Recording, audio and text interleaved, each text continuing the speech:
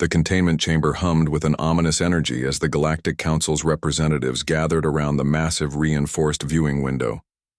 Inside, a creature the size of a small shuttle paced restlessly, its crystalline scales shifting through angry reds and deep purples.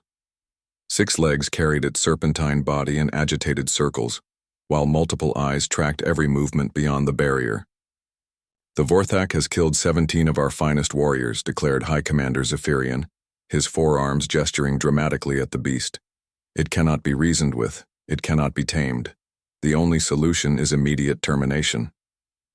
Lisa Chen, the human xenobiologist assigned to the research station, pressed her palm against the cool metal of the viewing window. "With respect, Commander, we haven't even tried to understand its behavior patterns. Every encounter has been hostile because we've approached it as a threat." "Because it is a threat," snapped Dr. Kelvon, his blue-tinged skin darkening with frustration. "Look at those claws, those fangs. This creature is designed for destruction." James Rodriguez, Lisa's research partner, pulled up a holographic display of the creature's biometrics. "Actually, sir, if you examine the bone density and muscle structure, this appears to be primarily a grazing species. Those fangs are more likely specialized teeth for processing vegetation." The assembled aliens exchanged incredulous glances. Commander Zephyrian's primary eyes narrowed. "Humans, your species' tendency to anthropomorphize dangerous situations is well documented. This creature has already demonstrated its lethal capabilities." "Under extreme stress," Lisa interjected. "Think about it. We found it crashed on an uninhabited moon, injured, probably terrified. Then we immediately confined it and sent armed soldiers to subdue it. How would any of us react in that situation?" The Vorthak suddenly slammed against the containment wall, causing several council members to step back in alarm. Its scales flashed, brilliant orange, a color they hadn't observed before. "See?" hissed Dr. Kelvin. "Pure aggression." But Lisa was studying the creature's posture, the way its multiple eyes focused on something beyond the group. She followed its gaze to a small maintenance panel near the chamber's base, where a soft blue light blinked rhythmically. "James, look at the electromagnetic readings around that panel," she whispered. James quickly scanned the area with his handheld device. "Interesting. There's a specific frequency being emitted, similar to what we detected from the creature's crashed ship. The execution will proceed in 1 hour," Commander Zephyrian announced, turning to leave. "We cannot risk this creature escaping and threatening civilian populations." As the council members filed out, Lisa and James remained behind. The Vorthak had stopped pacing and now sat hunched in the corner, its scales slowly shifting to a deep blue-purple that seemed almost melancholy. "We have to do something," Lisa said quietly. "The containment protocols are based on fear, not science." She was already moving toward the chamber's control panel. "Look at it, James, really look." The creature's posture had changed completely. Gone was the aggressive stance they'd witnessed during the council meeting. Now it reminded Lisa of something else entirely, a frightened animal seeking comfort. Against all regulations, Lisa activated the chamber's intercom and spoke softly. "Hey there. I know you're scared." The Vorthak's multiple eyes immediately focused on her, scales shifting to a surprised yellow. It tilted its massive head, eerily reminiscent of a curious dog. "Lisa, what are you doing?" James hissed. "Something that should have been done from the beginning." She pulled a protein bar from her pocket and held it up to the viewing window. "You're hungry, aren't you?"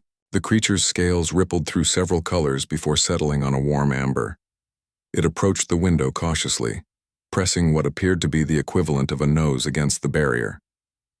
"The emergency food port," James realized, pointing to a small delivery system designed for long-term containment scenarios.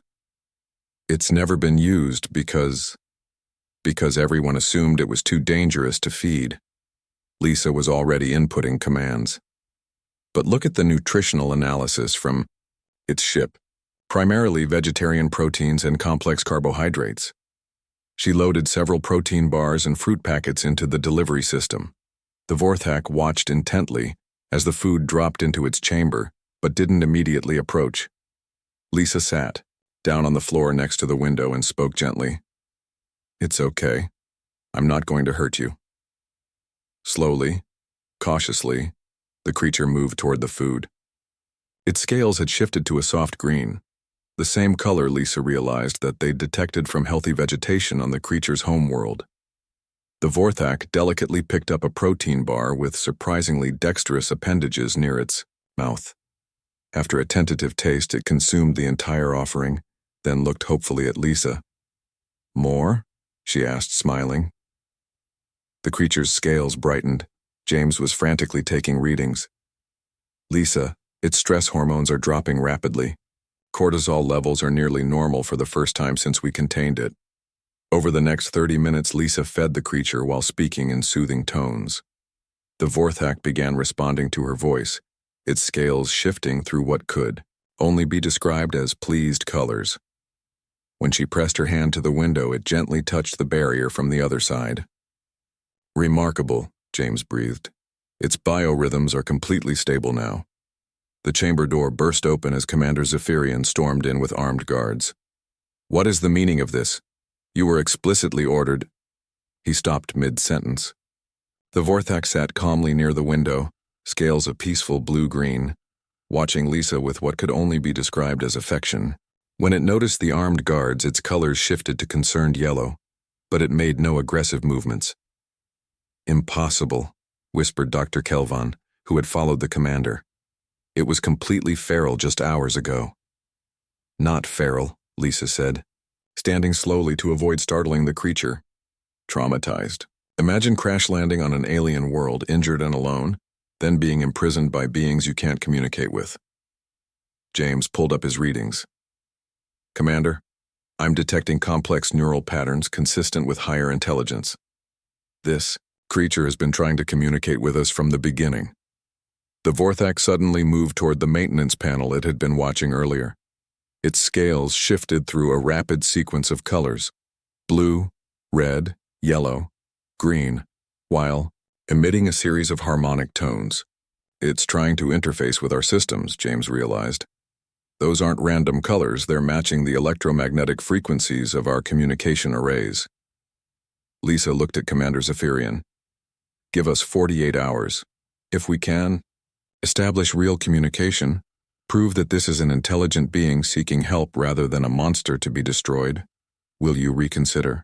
The commander stared at the creature, which had returned to the window and was watching their interaction with obvious intelligence. Its scales had settled into expectant silver. 48 hours, he said finally. "But if there's any sign of aggression—" "There won't be," Lisa said confidently, settling back down beside the window. The Vorthak immediately moved closer, its scales warming to that peaceful blue-green. As the guards reluctantly withdrew, James began setting up communication equipment. "You realize we've just potentially saved an entire species from being classified as irredeemably hostile?" Lisa smiled as the Vorthak gently pressed against the window where her hand rested. Sometimes all anyone needs is for someone else to see them as more than their worst moment. The creature's scales shimmered through what Lisa was beginning to recognize as contentment, and for the first time since its arrival, the containment chamber felt less like a prison and more like the beginning of an extraordinary friendship between species. In the depths of space, first contact had finally begun, not with weapons or formal protocols, but with patience, food, and the simple recognition that fear and intelligence often looked remarkably similar.